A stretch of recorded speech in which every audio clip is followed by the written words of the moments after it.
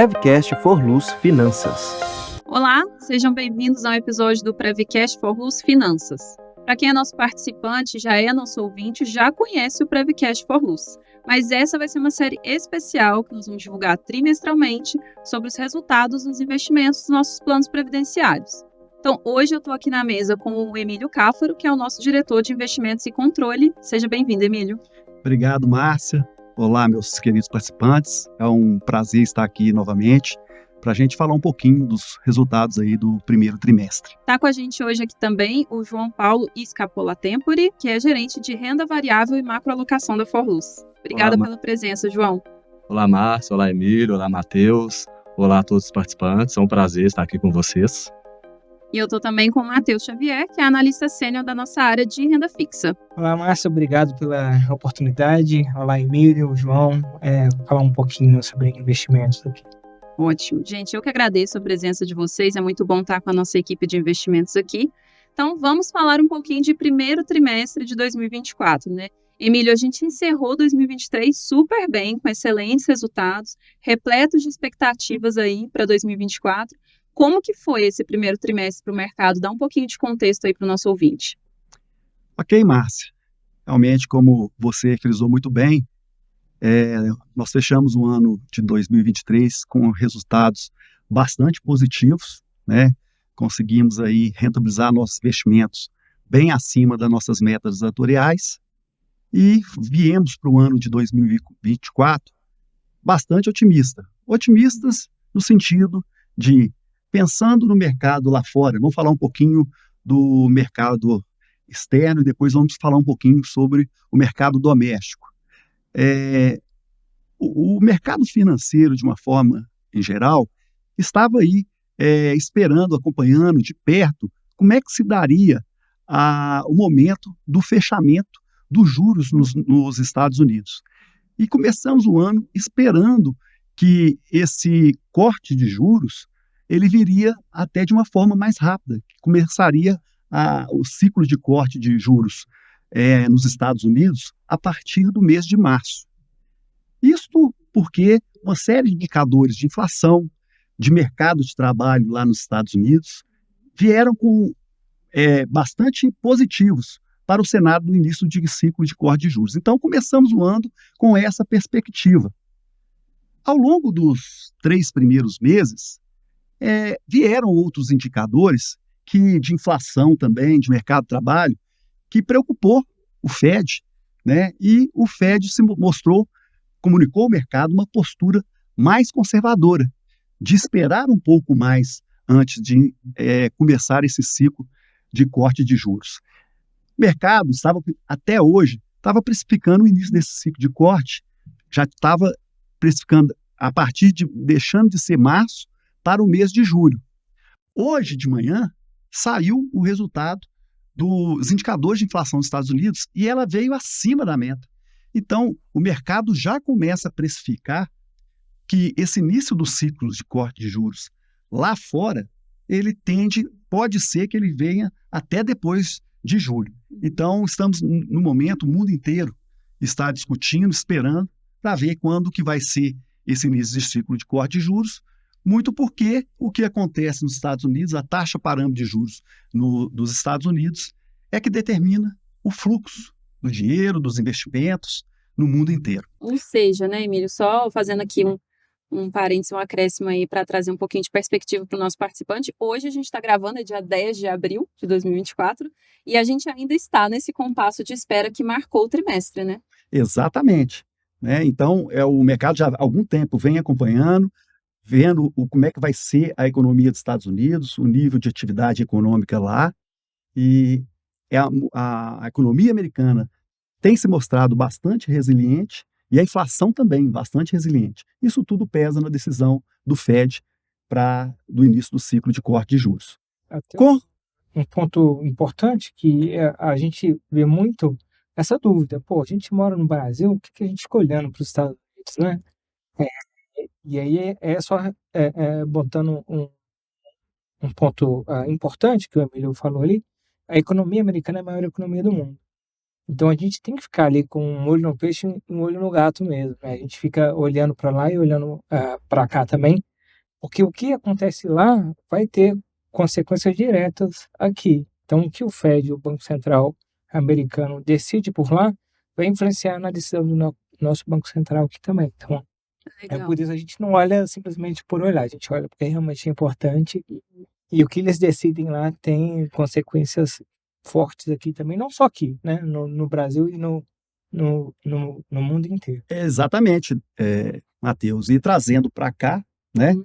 a gente começou o ano, né, com uma expectativa de o Banco Central já vinha reduzindo o, a taxa de juros, a expectativa de continuar o ciclo de cortes de juros, e isso favorece muito os ativos de risco. Então a gente estava com um pensamento bastante positivo, que a inflação também se mostrando descendo, né? A inflação estava caindo, então isso favorecendo o ciclo de corte de juros do Banco Central, inflação caindo, então isso tudo favorece os ativos de risco e favorece o retorno dos nossos investimentos. Então, para fechar esse início, né, a expectativa nossa, né, no início do ano era muito positiva. Essa expectativa, ela tem, a gente está num compasso de espera devido a esses fatores que estão acontecendo, né? E depois a gente vai falar um pouquinho do que isso impactou os nossos resultados. Falando um pouco, então, dos nossos resultados, né? Acho que foi interessante, você trouxe um pouco de informação de cenário externo, de cenário doméstico. Como que a Forluz, então, se comportou, como qualquer outro investidor, né, diante dessa realidade? Como que a gente fechou esse primeiro trimestre? Acho que é legal trazer essa perspectiva para o nosso participante, como é que andam as nossas metas, né? Que é o que todo mundo quer saber. Nós fechamos agora o mês de março, o resultado do mês de março ele foi bastante positivo, recuperamos um pouco da nossa meta, que nós fechamos o resultado do trimestre muito próximo das nossas metas. Perdemos um pouquinho, muito em função do mês de janeiro. No mês de janeiro nós tivemos aí uma queda expressiva do Ibovespa. O que aconteceu no mês de janeiro? Como novembro e dezembro nós tivemos uma alta expressiva no índice, em novembro subiu 17%, mais de 17%, em dezembro subiu mais de 4%. Então acaba que, após ciclos de uma alta muito forte do índice, o mercado costuma realizar os lucros, né? E isso a gente percebeu que aconteceu isso no mês de janeiro. Apesar do otimismo, o mercado, depois de uma alta forte no final do ano, o mercado realizou bastante esse lucro no mês de janeiro. Viemos para o mês de fevereiro. O que impactou o mês de fevereiro? Inflação. A inflação do mês de fevereiro ela veio em 0,76%. 83. Desculpa, 0,83%. Esse percentual de inflação, ele é um percentual muito alto. Para vocês terem uma ideia, o percentual de inflação de 0,83, ele corresponde a uma inflação anual de mais de 10%. Né? Só que nós sabemos hoje que, pelas projeções do Boletim Focus do Banco Central, a nossa expectativa de inflação hoje, para até o final do ano, é 3,75%. Né? Essa inflação de fevereiro, ela costuma vir mais alta, muito em função dos gastos de educação. E foi isso que ocorreu. E quando a gente tem uma inflação muito alta, isso dificulta o atingimento das nossas metas, porque a nossa meta dos planos de benefício, ela é composta pelo IPCA, que é um índice de inflação, mais um ganho real. Quando a inflação vem muito alta, é difícil da gente realizar a meta dos planos nesse período. E foi isso que aconteceu no mês de fevereiro. No mês de março, nós tivemos uma recuperação muito positiva, fechamos o trimestre muito próximo da meta, né? Mas a expectativa para o resto do ano é uma expectativa muito positiva. João, encerramos 2023 assim, com a renda variável lá em cima e com muitas expectativas, né? O primeiro trimestre sofremos um pouquinho, né? Ibovespa deu uma sofrida. Como que foi esse contexto? Como que a gente está agora, né? Acho que você puder trazer um pouco do consolidado aí do primeiro trimestre é interessante. Claro, o Emílio já até iniciou bem o assunto, comentando sobre essa realização de lucros que ocorre, e é muito normal no mercado financeiro, quando, após uma alta relevante, o investidor tem o pensamento de, nossa, eu preciso realizar esse lucro, eu preciso colocar esse dinheiro no bolso. Para colocar o dinheiro no bolso, obviamente, o investidor faz uma venda dos seus ativos, e essa venda realmente joga o preço dos ativos para baixo, e a gente viu isso acontecendo, assim, claramente na Bolsa Brasileira, especialmente no mês de janeiro. Acho que um outro ponto que é importante comentar sobre a Bolsa também, que é muito linkado na fala do Emílio sobre a questão do exterior, é que com uma economia pujante, um mercado de trabalho aquecido, a, a inflação tende a ficar mais alta nos Estados Unidos e, por outro lado, o Fed, como foi comentado, o Banco Central também tende a manter o nível de juros mais altos. Juros altos atraem investimento. Então, é como se a economia americana sugasse dinheiro de outros países ao redor do mundo, especialmente de países emergentes, como é o caso do Brasil. Então, a gente viu realmente um trimestre de saída de capital do Brasil em direção à economia norte-americana. Isso impacta a Bolsa assim, de forma evidente, até porque o investidor estrangeiro ele representa assim, grande parte da negociação do mercado brasileiro. Se os juros estão tão altos nos Estados Unidos, ou seja, se os investimentos lá estão com um retorno atrativo, por que eu vou correr um pouco mais de risco em países emergentes? Por que eu vou aplicar dinheiro aqui no Brasil ou em qualquer outro lugar, né? Então tem um pouco dessa relação mesmo, né? Não, essa é uma ótima consideração, até um ótimo ponto. Realmente, ao investir nos Estados Unidos, você corre menos risco do que investir no Brasil. Mas, ao mesmo tempo, o potencial de retorno não é tão alto quanto o investimento no Brasil, justamente por isso. É uma relação risco-retorno que, quanto mais risco se toma, mais se espera rentabilidade. Então, é por isso que sim, o investimento em países como o Brasil, em países emergentes, faz sentido, porque eles, em tese, eles representam um potencial de ganho adicional ao que você ganharia no investimento nos juros americanos, que em tese seria o investimento mais conservador do mundo. E tem um ponto extra também. Bom, acho que já foi comentado aqui, quando os juros sobem, os ativos tendem a se desvalorizar. O dinheiro é puxado para esses ativos de renda fixa, que ficam mais atrativos, e ativos mais de risco, como bolsa, se desvalorizam. Mas, olhando o outro lado da moeda, quando um ativo se desvaloriza, em tese ele fica mais atrativo. E é isso que a gente está vendo na Bolsa Brasileira. Os múltiplos das empresas estão, assim, em patamares, historicamente falando, bem abaixo da média. O valuation está muito atrativo. O que significa isso para o participante entender, falando de forma mais simples? A Bolsa, aparentemente, conforme as métricas históricas, conforme múltiplos indicadores históricos, a Bolsa está barata. Então, isso é um ponto que também mostra do porquê faz sentido estar exposto ao Brasil, estar exposto à Bolsa Brasileira. E talvez um outro ponto extra seria, olha, o Brasil já iniciou o ciclo de corte de juros, a taxa de Selic já está em queda. Os Estados Unidos vão iniciar esse corte mais cedo ou mais tarde. A esperança era que seria nesse primeiro trimestre, se postergou para junho, julho, e agora já se fala em setembro. Tudo bem, mas uma hora ou outra essa queda vai ter que acontecer, então mais cedo ou mais tarde isso vai acontecer, e a gente sabe que momentos de queda de juros são momentos que ativos de risco se valorizam. Então a Bolsa tende a se beneficiar com esse cenário de queda de juros ao redor do mundo, que no Brasil inclusive já começou. Quero que o Matheus comente um pouquinho uma fala do João sobre o benefício para os ativos de renda fixa quando os juros estão altos, né? Mas eu queria também trazer um ponto aqui para o João, né? Que você falou sobre esse cenário de que os ativos estão mais baratos e tudo mais. É nessas horas que faz diferença a gente ter uma gestão ativa, né? A gente conseguir identificar oportunidades. E acho que a gente vem conseguindo aproveitar isso ao longo do tempo, né? Exatamente, porque quando a gente fala investimento em bolsa, né, parece algo muito, muito genérico. A gente tem aí o nosso principal índice, o nosso principal benchmark, que é o Ibovespa, e sim é a nossa referência, é com ele que a gente compara, e é esse índice que a gente busca bater. Mas, na verdade, a Forluz não tem uma gestão passiva de simplesmente querer replicar esse índice e ter a mesma rentabilidade do Ibovespa. Na verdade, não. Na verdade, a Forluz, acho que é bom esclarecer para o participante também, a Forluz, primeiro, ela não faz alocação diretamente em empresas da Bolsa. Ela faz, na verdade, um processo de seleção, tentando identificar os melhores fundos e melhores gestores que fazem essa seleção de ativos, que fazem essa seleção de papéis.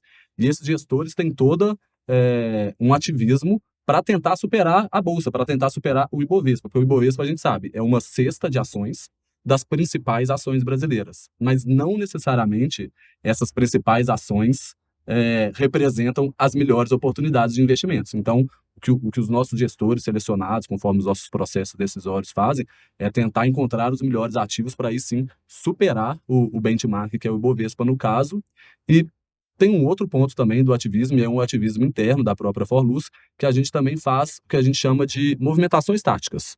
Nada mais é que entradas e saídas, aumento ou redução da posição, da exposição ao segmento de renda variável, tentando identificar as melhores oportunidades. Isso, no final das contas, traz um ganho relevante para a gente, inclusive, né, no trimestre, a Bolsa está caindo aí seus quase 4%, um pouquinho a mais, e a parte de renda variável da Forlus caiu menos, caiu só 3%.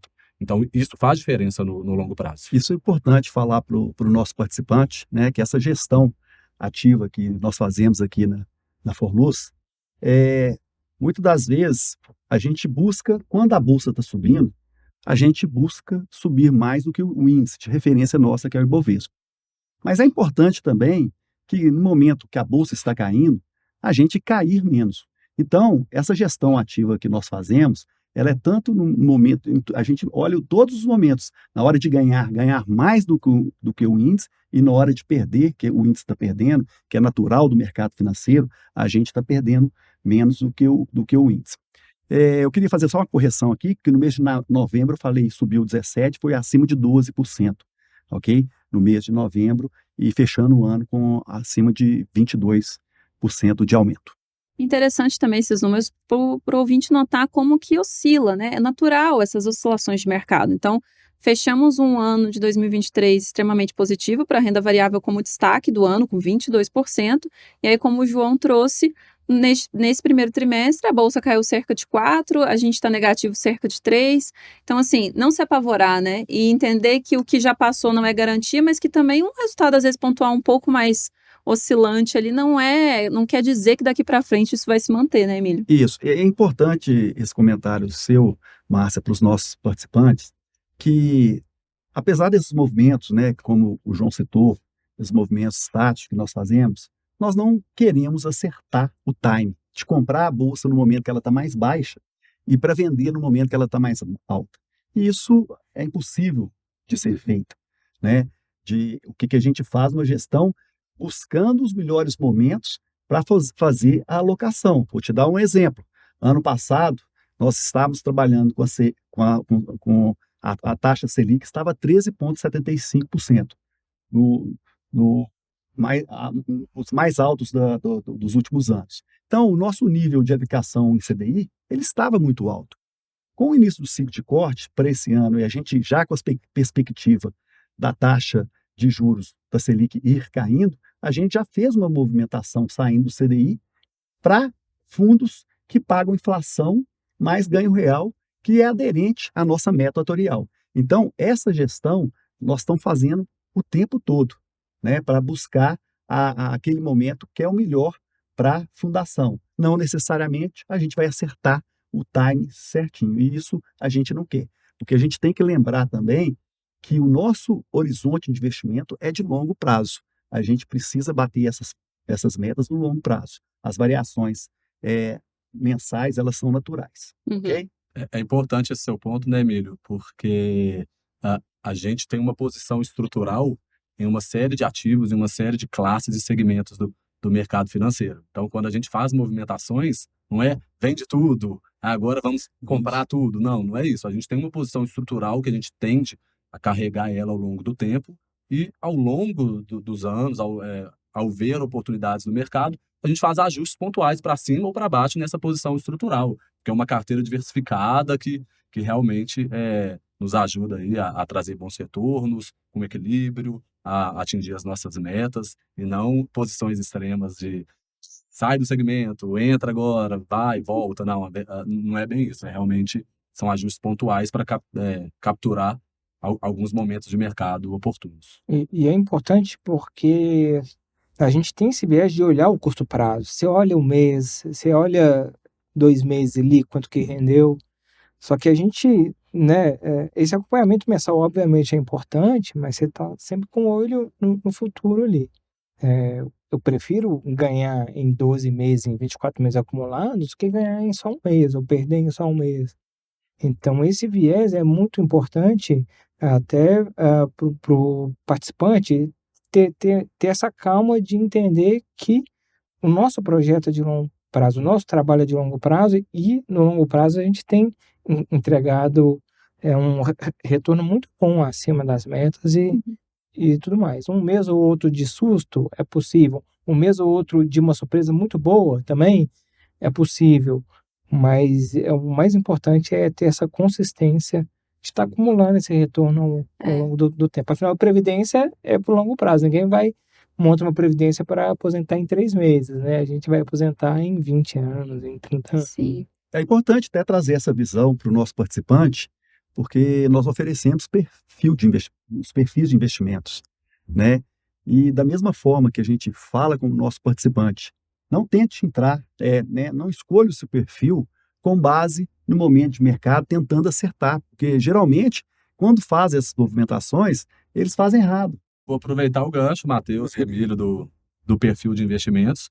No nosso site, no nosso portal, na área do participante, a gente tem uma ferramenta muito importante que chama API, Análise do Perfil do Investidor, que basicamente o participante responde algumas perguntas para tentar identificar em qual perfil ele melhor se adequa, qual que é o apetite de risco que ele possui, quais são as classes de ativos que são mais aderentes ao comportamento e ao próprio perfil dele. Então, assim, é muito importante conhecer o seu perfil de investimento, e a Forlus tem uma ferramenta que ajuda muito nisso. Isso aí, o perfil está muito mais vinculado à pessoa do que ao momento de mercado. Comportamental, Perfeito. ao estômago da pessoa. Exatamente. Tem estômago para o perfil agressivo, será? Porque quando o mercado está subindo, todo mundo quer ser agressivo, mas quando está caindo, ninguém quer. É uma Então, boa esse explicação que eu estômago já ouvi uma vez, é que às vezes as pessoas elas vão assim, eu defino meu perfil de acordo com o que eu quero ganhar? Não, é do quanto você está disposto a arriscar perder, né? Então é o apetite ao risco, quanto você tolera ver essas movimentações, né? Mas eu entendo que assim, muito do que vocês estão trazendo, né, Emílio, é de equilíbrio e constância. É o que a gente busca na nossa carteira, é o que o participante também tem que buscar na evolução do saldo de conta dele, né? Exatamente, é a visão de longo prazo, né? Nossa, igual eu falei, a meta do plano A hoje é IPCA mais 5,51%, plano B IPCA mais 5,30%, e a gente tem, a gente trabalha para atingir esse resultado e a gente entende que no longo prazo a gente vai trazer esses resultados para os nossos participantes, mesmo que ao longo do tempo isso pode variar para baixo ou para cima um pouco. Ótimo. Matheus, falamos super aqui de renda variável, o João comentou um pouco, né, do sofrimento do mercado, das oscilações, do que estão aguardando. Na renda fixa, como que a gente está posicionado? É bom para a gente esse cenário, então, de ainda ter uma incerteza se os juros vão continuar caindo no ritmo que a gente estava esperando, talvez não. Como que está esse posicionamento? Foi bom ou não para a gente o primeiro trimestre de 2024 na renda fixa? Legal. Os juros altos normalmente é um vilão, e realmente é, mas a pergunta é, o juros está alto, e agora? Então, é melhor eu não investir? Não. Não, a resposta é que a gente tem alguns tipos de investimentos que eles rendem bem em juros mais altos. E até o Emílio comentou, a gente estava com investimentos atrelados à taxa de juros em 2023, com a taxa de juros muito alta, né? A gente aumentou o nosso percentual de dinheiro nesses investimentos que pagam mais. Então, os juros estavam quase em 14%, a gente aumenta o volume financeiro nesse tipo de investimento para estar garantindo quase que esses 14% no ano ali.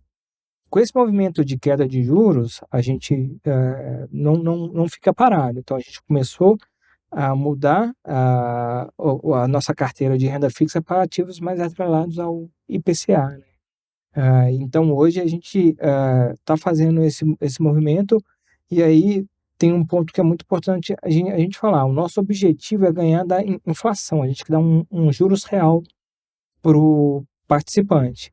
Por que eu falo isso? Muita gente olha o número bruto ali, né? Eu quero 1% de rendimento ao mês, alguma coisa assim. E eu sempre faço aquela pergunta, 1% é bom ou é ruim? E a resposta é depende. E depende é a resposta horrível. O economista adora falar depende, mas nesse caso realmente depende. Por quê? Se a inflação foi 2% no mês e a sua carteira rendeu 1, é ruim. Mas se a inflação foi 0,13, 0,15 e a sua carteira rendeu 1, foi muito bom. Então, o que a gente faz? Pensando em garantir para o nosso participante um juros real ao longo do tempo, a gente acaba tendo uma quantidade grande de ativos atrelados à inflação. E hoje a nossa carteira ela é muito composta por NTNBs, que é o título público atrelado ao IPCA. E aí, como que funciona, né? A gente tem uma carteira de títulos públicos e a gente marca na curva a rentabilidade desses títulos. Marcar na curva é um termo mais técnico, tentando explicar aqui, é basicamente o seguinte: o que você contratou, você vai ganhar ao longo do tempo ali. Então, se você contratou um título público que está te pagando IPCA mais 6, com vencimento em 2030, ele vai te pagar IPCA mais 6 até 2030. Não importa se o presidente é X ou Y, não importa se tem guerra ou se não tem. É como se tivesse realmente um contrato que você vai receber aquele rendimento ao longo do tempo ali. E isso traz uma tranquilidade para a gente, que a gente está garantindo um juros real para a nossa carteira de investimentos. Então, a gente atrela grande parte dos nossos investimentos a esse tipo de ativo atrelado à inflação. E tem uma outra parte dos investimentos que aí é mais dinâmico, onde a gente tem uma gestão mais ativa, e aí tem ativos atrelados à taxa Selic, né? A gente falou um pouco mais antes que a gente diminuiu a exposição a eles. Hoje a gente está com ativos mais atrelados à inflação também, que acabam sofrendo mais com essa dinâmica de mercado, tem meses melhores, meses não tão bons assim, e dá destaque aqui para os ativos de crédito privado, né? E a história do crédito privado eu acho muito interessante, porque no ano passado o crédito privado foi o vilão da história, vamos dizer. No início do ano passado, acho que a maioria deve ter ouvido falar do evento Americanas, né? Descobriram uma fraude na Americanas e todo mundo que tinha investimentos atrelados a Americanas acabou sofrendo bastante ali. E o crédito privado, né? A debenture, que a gente fala que é um ativo de crédito privado atrelado à empresa, acabou sofrendo muito e derrubou o mercado inteiro também. Então, todo o mercado de crédito privado acabou sofrendo muito no primeiro trimestre de 2023. E aí acabou que ao longo do ano ele foi, o mercado foi voltando, o mercado de crédito privado foi voltando, as rentabilidades foram melhorando um pouco, mas não foi 2023, não foi um ano muito bom para o crédito privado. Já em 2024, o crédito privado começou com uma rentabilidade muito boa, né? A dinâmica do mercado mudou, essa queda da taxa de juros é bom para o crédito privado também. Então, nesse ano, o crédito privado está sendo um dos ativos que mais está entregando um resultado bom, né? E eu falo muito cíclico, disso. Né? É cíclico. É ciclo e a importância da diversificação da carteira, Uhum. né? Nós trabalhamos na Forlus com uma carteira bastante diversificada, além de todos os investimentos que foram citados aqui, renda fixa, renda variável, nós temos esses mesmos investimentos lá no exterior, Uhum. né? Justamente porque lá fora tem uma descorrelação com o mercado local. O que é essa descorrelação? Né? A descorrelação é o seguinte, que o movimento tende a ser inversamente proporcional ao movimento Brasil. Por exemplo, se a Bolsa do Brasil está subindo, lá fora, provavelmente, ela tende a estar num patamar equilibrado, né? Mas quando existe um evento aqui no Brasil que a Bolsa possa ter um drawdown, uma queda muito brusca, o dólar ele faz uma descorrelação com a Bolsa local. Então, nesse mesmo momento, o dólar sofre uma variação positiva. Então, isso acaba equilibrando, trazendo um equilíbrio para a nossa carteira. Sim. Né? Acho que a exposição, a gente falou muito sobre o exterior, né? E acho que é bom deixar claro, né? A Forlus tem investimentos no exterior e lá fora a gente investe, todos os produtos que a gente investe aqui, então a gente investe lá fora em renda fixa, a gente investe lá fora em renda variável, em multimercados. A gente comentou, inclusive, né, que fica atrativo para o investidor o exterior diante do que está acontecendo com os Estados Unidos e tudo mais. Então, fica atrativo para a gente também, né? A Forlus também como investidora. Com certeza. E esse efeito de descorrelação que o Emílio citou é muito importante. A alocação lá fora traz esse equilíbrio para a carteira, traz um pouco mais de estabilidade, evita grandes oscilações para os nossos retornos, para as nossas rentabilidades, mas a gente tem vários outros benefícios de investir lá fora, né? Primeiro, acesso à moeda forte. A gente sabe que o Brasil é um país emergente, você poder estar exposto a euro, a dólar, isso é importante. A gente tem a diversificação, inclusive diversificação geográfica. Então, assim, são Empresas, né, que nós não temos aqui, né? a gente acaba tendo acesso a um mercado de capitais gigantesco que a gente tem lá fora, que o mercado de capitais brasileiro, comparado ao que é lá fora, é assim, muito pequeno mesmo. Então, a gente precisa estar exposto às maiores empresas do mundo, a empresas de tecnologia, até falando sobre isso, nesse primeiro trimestre, com juros mais altos lá fora. Acho que é bom comentar também que a gente está num boom aí de empresas de tecnologia, a gente está vendo aí sempre na mídia falando de inteligência artificial. AI, agora todos os eventos, todas as palestras e cursos abordam inteligência artificial, né? Exatamente. E as grandes empresas de tecnologia ligadas a esse tema estão na Bolsa Americana. Então, a Bolsa Americana teve uma performance muito boa, ao contrário do Brasil, teve uma performance muito boa nesse primeiro trimestre, puxada por essas empresas de tecnologia. Os juros de renda fixa nos Estados Unidos também estão altos, então também teve uma rentabilidade positiva. O que eu comentei, o fluxo de dinheiro indo para os Estados Unidos em razão desses juros altos fortalece o dólar, então a gente também viu dólar se fortalecendo contra moedas, inclusive moedas de países emergentes como o Brasil. Então, acho que o comentário que eu queria chegar aqui nesse primeiro trimestre, o segmento de exterior foi o nosso principal cavalo, foi a nossa principal rentabilidade, o melhor retorno do trimestre. A gente teve aí retornos em torno de 5% a 6% no segmento de exterior para esses 3 meses. Ganhou até do crédito privado, hein? Exato. E eu quero lembrar aqui que comprova uma antecipação, né? Como a nossa estratégia ela foi muito bem feita também, porque a gente noticiou para o participante de que a gente estava ampliando os nossos investimentos no exterior em dezembro.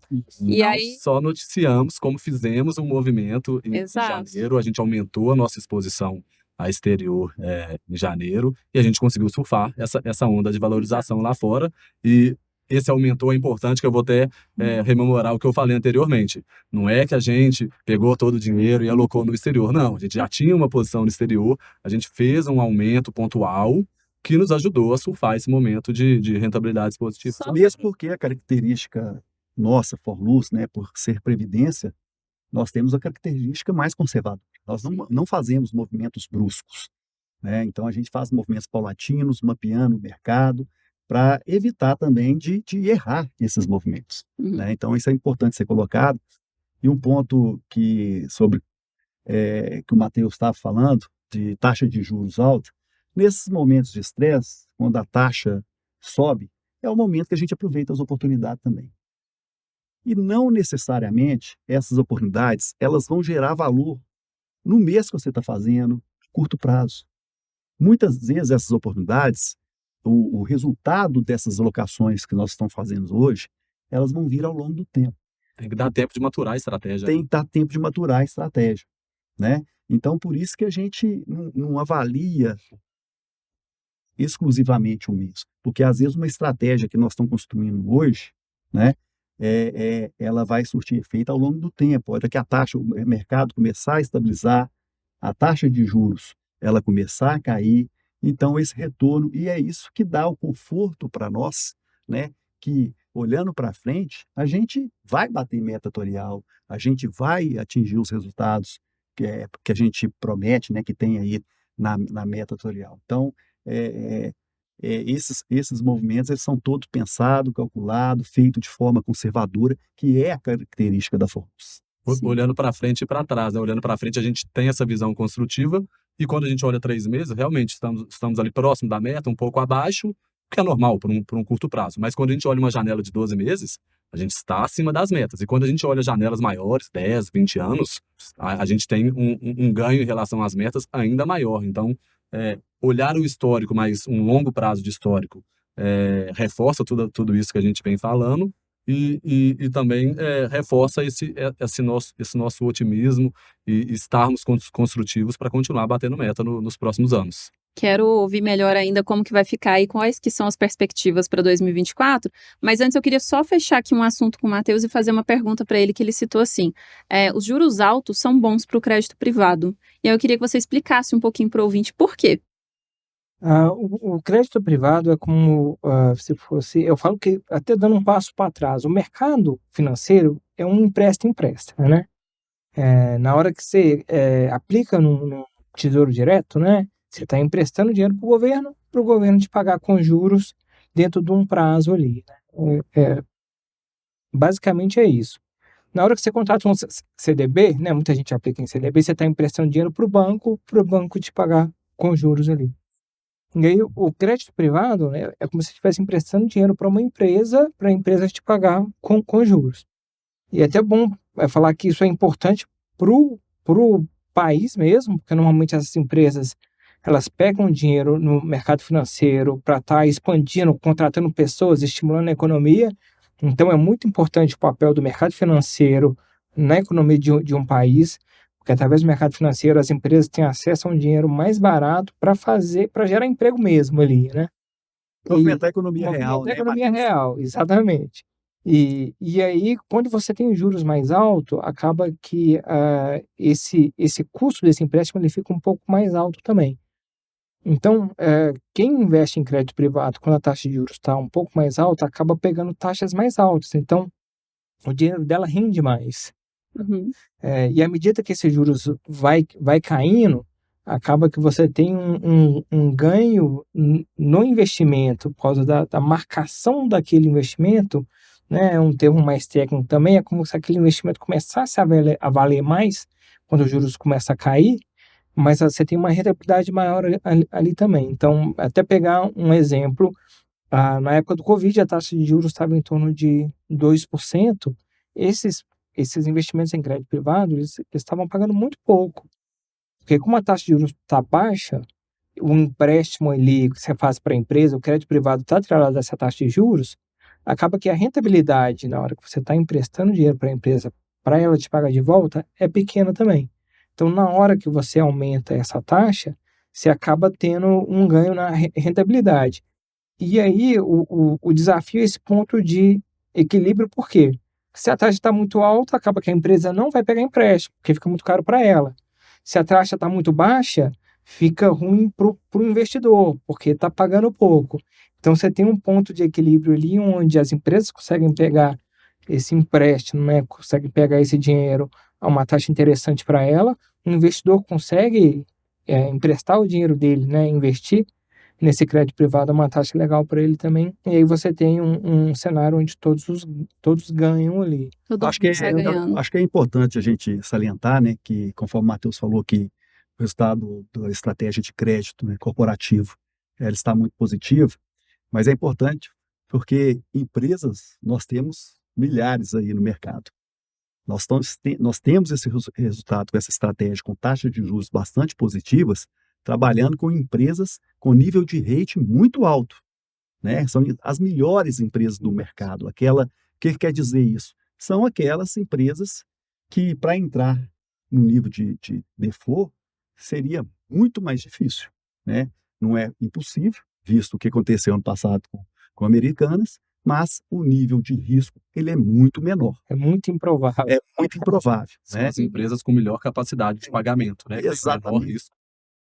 A gente comentou muito dos resultados desse primeiro trimestre, né, do cenário econômico. Então, o participante, claro, vai ter acesso aos números consolidados, corretos, pelo boletim, pelo Porta-Forluz, enfim, a gente faz uma ampla divulgação, né? O que a gente quis trazer aqui é mais a perspectiva de falar um pouco de como foi, como que afetou os nossos investimentos, mas agora eu queria ouvir o daqui para frente, né? Então, a gente tem falado muito sobre ter uma carteira consolidada, sobre uma gestão ativa, sobre constância e equilíbrio, né, Emílio? De longo prazo. A gente vai mudar alguma coisa na nossa estratégia, a gente está bem posicionado e está nesse compasso de espera também. Como que você está vislumbrando daqui para frente em 2024? Igual eu falei inicialmente, nós estamos com uma perspectiva para o ano bastante positiva, Uhum. mas com cautela, né? Positiva diante do cenário de redução do nível de juros, né? Tanto lá fora quanto internamente. O João Paulo também já falou, a Bolsa Brasileira já está bastante descontada, então tem uma oportunidade, né, de gerar valor na bolsa. Lá fora também, nós estamos aumentando o nosso investimento lá fora, que tem boas perspectivas de rentabilidade, aproveitando também nível de juros alto. Então, as perspectivas, elas são bastante positivas. Um outro ponto importante para a gente também é que a inflação, né, de abril até o final do ano, ela é uma inflação que o Banco Central e o mercado está esperando uma inflação muito baixa. A inflação muito baixa, né, favorece o nosso atingimento de metas, né, porque a inflação alta, pelo contrário, como falado, dificulta a gente gerar os resultados para cobrir essa inflação, que a gente não consegue nos investimentos fazer a movimentação para capturar uma inflação muito alta, mas com a inflação baixa também, ele gera oportunidades para a gente, inclusive, superar as nossas metas atoriais. Então, a perspectiva é muito positiva do restante desse ano.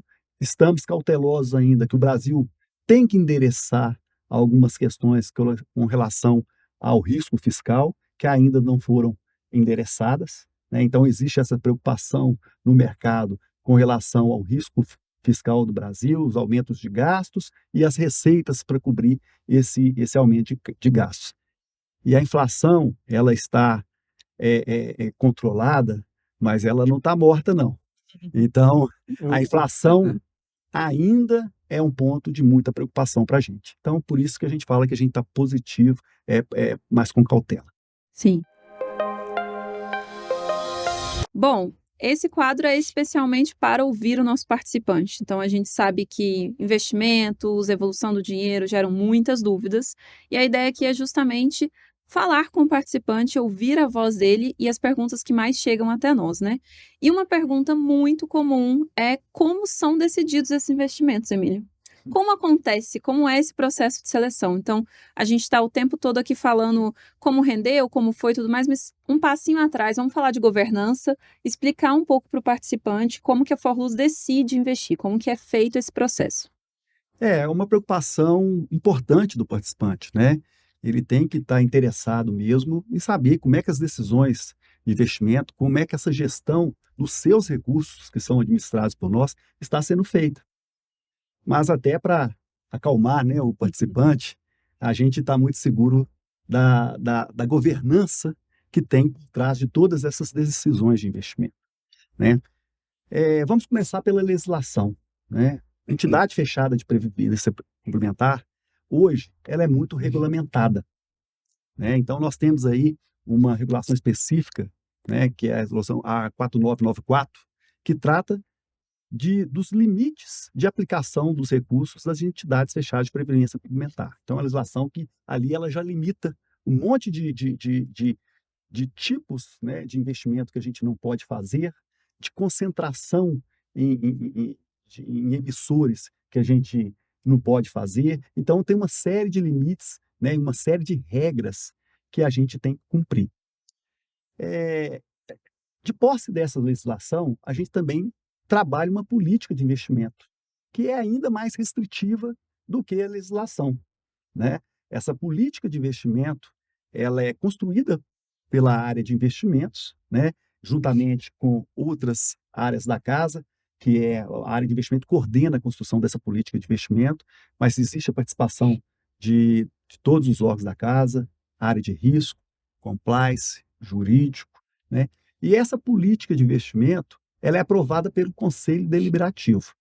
O Conselho Deliberativo é que determina as diretrizes de alocação desses recursos dentro da entidade. Além disso, nós temos o Comitê de Investimento.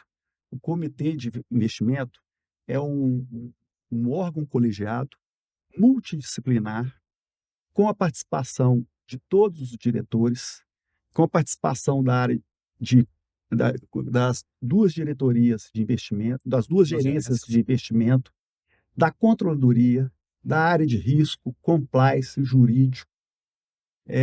Esqueci de alguma? Acho que eu já falei todas aqui.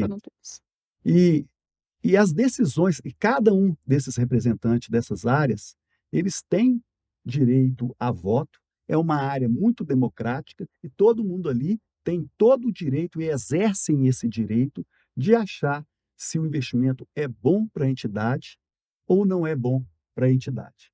Emílio, acho que é legal também, né, que dá segurança não só para a gente na tomada de decisão, mas também para o participante, é que todos os membros do comitê que têm direito a voto são devidamente certificados no mercado financeiro, estão habilitados para atuar na gestão de investimentos de previdência, o que cumpre não só a legislação, né? A legislação exige isso, mas também atesta que são pessoas qualificadas tecnicamente para estar ali gerindo os recursos dos participantes. Exatamente, João Paulo. Então, isso é muito importante o que o João Paulo falou, que não adianta ter os representantes. Os representantes, eles são qualificados para estarem ali, né, com a participação do diretor eleito, com todo o diretor de seguridade, eu que sou a ETQ, que sou o administrador tecnicamente qualificado pela gestão dos investimentos ali da fundação. Então, isso é muito importante. O próprio RGR, né, que é o administrador responsável pela gestão de risco, também faz parte do comitê. Exatamente. Então, é um comitê multidisciplinar, democrático, e onde todos os investimentos e tomada de decisão, escolha de gestores, monitoramento de risco, uma série de assuntos e decisões importantes, eles passam por esse comitê, e muitas delas, além de passar pelo comitê, sobem até o Conselho Deliberativo. Acho que interessante. Além disso, tem as diretorias, né? A diretoria, nós temos duas gerências, né? Dentro da diretoria de investimento, com pessoas tecnicamente muito qualificadas do mercado financeiro, né? Que compõem um time da Forlus, que é um time muito qualificado.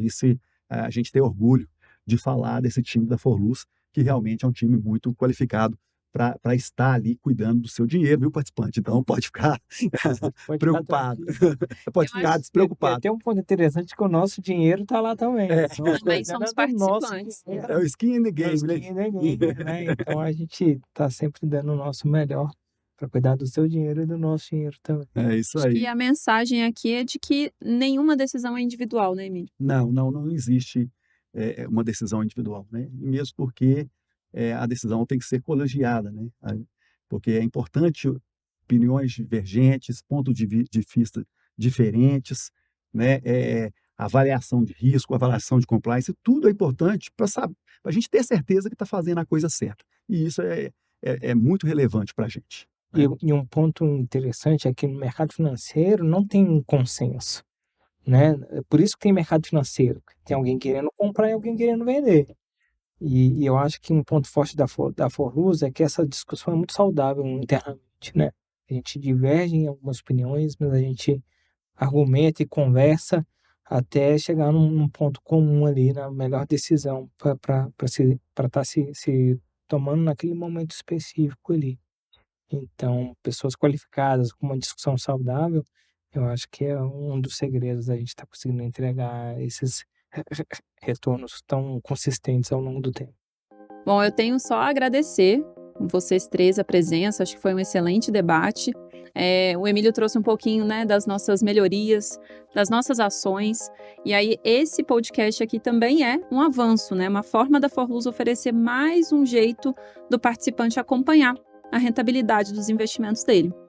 Então, quero encerrar agradecendo aos nossos ouvintes que acompanharam com a gente o episódio. Esse episódio ele vai estar disponível no SoundCloud e no Spotify, além do YouTube, em que as pessoas vão poder nos acompanhar aqui.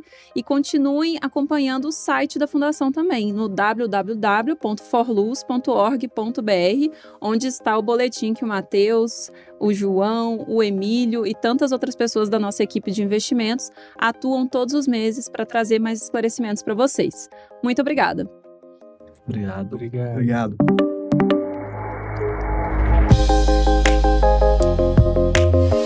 Prevcast Forlus Finanças.